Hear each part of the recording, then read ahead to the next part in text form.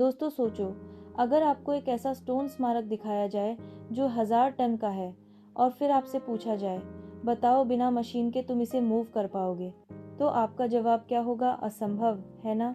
लेकिन सबसे बड़ी बात यह है कि हमारे पूर्वजों ने ऐसा किया था, और सिर्फ एक जगह पर नहीं, बल्कि दुनिया के अलग अलग कोने में। आज हम एक ऐसे सफर पर जा रहे हैं जहां हम अनकवर करेंगे 10 मेगालिथिक रहस्य जो आपके दिमाग को हिला देंगे। कहीं एक पूरा शहर समुद्र के नीचे छुप गया, तो कहीं एक मंदिर ऐसे पत्थरों से बना कि उन्हें देखकर नासा के इंजीनियर भी हैरान हो गए। तैयार हो जाओ, क्योंकि जो हम देखने जा रहे हैं वो इंसानियत की कहानी को दोबारा लिख सकता है।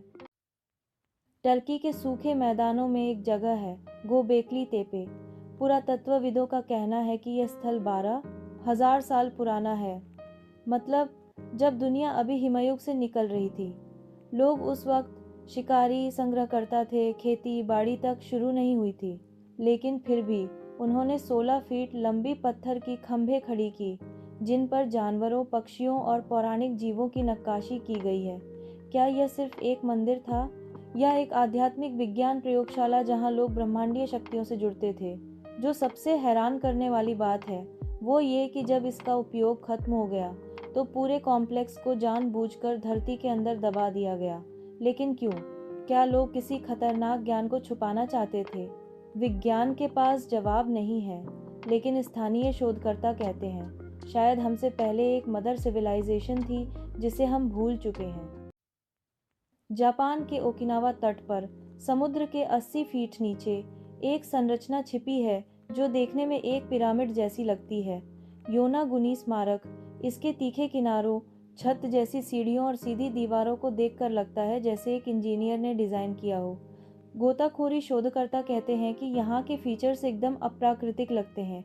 एक 5 स्तरीय पिरामिड, एक खुला प्लाजा और एक सड़क जैसी सीधी संरचना। अगर यह प्राकृतिक होता तो दांतेदार किनारे होते, लेकिन यहाँ तो एकदम सटीकता है। अब विवाद यह है कि अगर ये मानव निर्मित है तो इसका मतलब है कि एक 10,000 साल पुराना शहर समुद्र में डूब गया। स्थानीय किंवदंतियों में एक पौराणिक महाद्वीप मुंह का जिक्र है जो एक ही रात में समुद्र में डूब गया था। क्या योनागुनी वही खोया हुआ अटलांटिस ऑफ द ईस्ट है?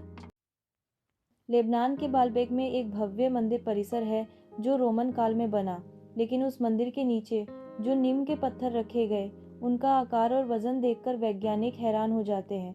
एक पत्थर, गर्भवती महिला का पत्थर, 1000 टन का है। सोचो, एक ऐसा पत्थर जो एयरबस A380 से भी ज्यादा भारी है। और ये स्टोन्स एकदम अलाइन है, बिना किसी गैप के। रोमन रिकॉर्ड्स में इसका जिक्र तक नहीं है। मतलब शायद रोमनों ने सिर्फ मंदिर बनाया, लेकिन फाउंडेशन किसी और सिविलाइजेशन ने बनाई थी। स्थानीय पौराणिक कथा कहती है कि यह जगह एक समय पर विशालकाय का घर थी और उन्हीं ने ये पत्थर उठाकर स्थापित किए। लेकिन आधुनिक इंजीनियर कहते हैं कि अगर आज की क्रेन भी लगाई जाए तो इतना भारी ब्लॉक हिलाना लगभग असंभव होगा। तो फिर कैसे हुआ? प्रशांत महासागर में माइक्रोनेशिया के एक छोटे से द्वीप पर बना है एक पूरा शहर, नान मदोल। यह 100 कृत्रिम द्वीपों पर खड़ा है और 250 मिलियन टन बेसाल्ट पत्थरों का उपयोग हुआ है। हर पत्थर एकदम बार शेप्ड है, जैसे किसी ने उन्हें विशेष रूप से ढाला हो। सबसे बड़ी रहस्य, द्वीप पर न पहिया था, न जानवर जो पत्थरों को खींच सके। स्थानीय किंवदंतियां कहती हैं कि जुड़वा जादूगर आए थे जो अपने जादू मंत्रों से पत्थरों को हवा में उड़ाकर जगह पर रख देते थे। नान मदोल को स्थानीय लोग आज भी भूतों का शहर कहते हैं, क्योंकि रात को यहाँ से अजीब आवाजें आती हैं।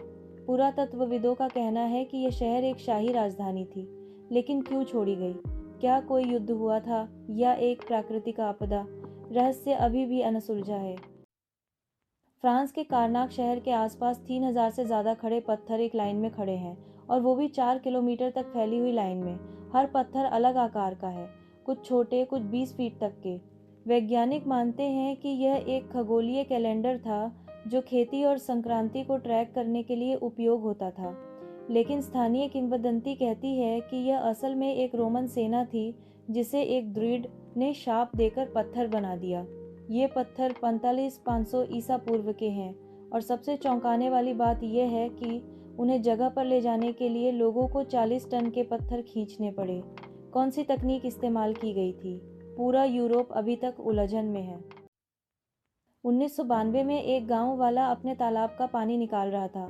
नीचे से निकली एक विशाल गुफा, लेकिन जब खुदाई की गई तो पता चला कि एक नहीं, दर्जनों विशाल गुफाएं नीचे छिपी हैं। ये गुफाएं एकदम सममित हैं और उनकी दीवारों पर एक समान समानांतर पैटर्न बना हुआ है, जैसे किसी मशीन से तराशा गया हो। लेकिन ये गुफाएं 2000 साल पुरानी हैं, जब कोई उन्नत ड्रिलिंग उपकरण ही नहीं थे। सबसे बड़ी बात, किसी भी चीनी रिकॉर्ड में इसका जिक्र तक नहीं है। मैटलैब एक पूरी सभ्यता ने हजारों श्रमिकों के साथ इतनी बड़ी गुफाएं बनाई, लेकिन उनका नाम इतिहास से मिटा दिया गया। क्या यह जानबूझकर छुपाया गया था? माचू पिचू के पास एक किला है, साक्सायहुमन। यहाँ के पत्थर के ब्लॉक इतने बड़े हैं कि कुछ 200 टन के हैं। लेकिन जो सबसे ज़्यादा चौंकाने वाली बात है वह यह है कि ये पत्थर एक पहेली की तरह काटे गए हैं, एक दूसरे के साथ इंटरलॉक होते हैं जैसे लेगो। ना कोई सीमेंट, ना मोर्टार। फिर भी 500 साल के भूकंप ने उन्हें हिलाया तक नहीं। स्थानीय किंवदंतियां कहती हैं कि इनका के पास एक रहस्यमय तरल था जो पत्थरों को नरम कर देता था और फिर वे उन्हें ढाल देते थे। अगर ये सच है तो इसका मतलब है कि इनका के पास एक खोया हुआ रासायनिक ज्ञान था जो हमसे खो गया। वैज्ञानिक इसे भूकंप प्रूफ आर्किटेक्चर मानते हैं, लेकिन सवाल वही, इतना परिशुद्धता कैसे संभव था बिना मशीनों के? मिस्र के सहारा रेगिस्तान में एक स्टोन सर्कल मिला है, नाबटा प्लाया। यह 7000 ईसा पूर्व का है, मतलब पिरामिड से 2000 साल पुराना। ये पत्थर एकदम मिल्की वे के सितारों के साथ संरेखित हैं। लेकिन सबसे चौंकाने वाली बात यह है कि उस समय सहारा एक हरा भरा इलाका था जहां नदियां और झीलें थीं। मैटलैब में जो लोग यहाँ रहते थे वो सिर्फ शिकारी संग्रहकर्ता नहीं थे, बल्कि खगोलशास्त्री और वैज्ञानिक भी थे। नबटा प्लाया एक प्रागैतिहासिक वेधशाला था जो सितारों, संक्रांतियों और जलवायु परिवर्तनों का पूर्वानुमान करता था। मैटलैब 9000 साल पहले के लोग ब्रह्मांड के बारे में हमसे ज़्यादा ज्ञान रखते थे। लाओस के एक पठार पर हजारों पत्थर के जार बिखरे हुए हैं। कुछ जार 3 मीटर लंबे और कई टन भारी हैं। पुरातत्वविदों का कहना है कि शायद यह एक दफन स्थल था जहां लोग हड्डियों को जमा करते थे। कुछ को लगता है कि यह भोजन और शराब जमा करने के लिए बने थे। लेकिन स्थानीय किंवदंती कहती है कि ये जार एक विशाल राजा खून चेहुंग ने बनाए थे, जो अपने सैनिकों को चावल की शराब पिलाने के लिए इस्तेमाल करता था। जार के आस पास अनएक्सप्लोडेड बम वियतनाम युद्ध के समय के अभी भी पड़े हैं, जिसकी वजह से खुदाई पूरी नहीं हो पाती। मैटलैब, यह रहस्य अभी भी धुंध में छिपा हुआ है। और अंत में सबसे प्रसिद्ध मेगालिथिक रहस्य, ईस्टर द्वीप के मोआई। ये 30 फीट लंबी मूर्तियां, हर एक 80 टन की, एक ज्वालामुखी चट्टान से तराशी गई हैं। लेकिन सवाल यह है, इन्हें द्वीप के एक कोने से दूसरे कोने तक कैसे ले जाया गया? स्थानीय रापानुई लोग कहते हैं कि इन मूर्तियों के पास माना आध्यात्मिक शक्ति थी जो उन्हें चलने की शक्ति देती थी। पुरातत्वविदों ने एक सिद्धांत बनाया, रस्सियों से रॉक करते हुए उन्हें वॉक कराया जाता था। लेकिन जो लोग लाइव प्रयोग करते हैं उन्हें भी मुश्किल होता है। और एक चौंकाने वाला तथ्य, इन मूर्तियों के केवल सिर ही नहीं बल्कि उनके पूरे शरीर भी धरती के अंदर दबाए गए थे। मतलब जो हम देखते हैं वो सिर्फ उनका ऊपर का हिस्सा है। तो दोस्तों, आपने देखा, पत्थरों के अंदर सिर्फ वजन और आकार नहीं छुपा, बल्कि एक सभ्यता का राज भी छुपा है। कहीं एक खोया हुआ ज्ञान, कहीं एक विदेशी संबंध और कहीं एक विज्ञान जो हम भूल गए। सवालों की सूची लंबी है, लेकिन जवाब अभी भी गायब हैं। आपको क्या लगता है, क्या ये सब मानव हाथों का कमाल था, या फिर हमसे पहले एक और सुपर एडवांस सभ्यता थी जो खत्म हो गई? कमेंट्स में ज़रूर बताना। और अगर आपको ये सफ़र पसंद आया हो तो लाइक करके शेयर करो और सब्सक्राइब करना मत भूलना, क्योंकि दोस्तों, पत्थरों के राज अभी शुरू ही हुए हैं।